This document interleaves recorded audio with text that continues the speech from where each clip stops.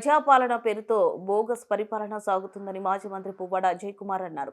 పువ్వాడ అజయ్ పుట్టినరోజు సందర్భంగా ఆయన నివాసంలో వేడుకలను ఘనంగా నిర్వహించారు. కార్యకర్తలు, నాయకులు పెద్ద సంఖ్యలో హాజరయ్యారు.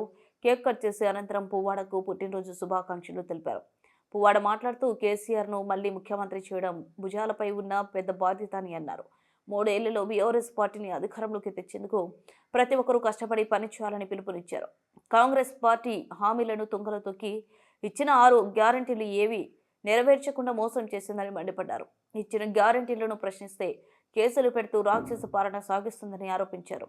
గతంలో మనపై ఆరోపణలు చేసిన వారు ఇప్పుడు రాష్ట్రంలో ఏ పరిపాలన సాగుతుందో తెలుసుకోవాలన్నారు. అధికారంలో ఉన్న, పదవుల్లో ఉన్నా లేకున్నా ప్రజల కోసం బీఆర్ఎస్ పార్టీ పనిచేస్తుందని పువ్వాడ స్పష్టం చేశారు.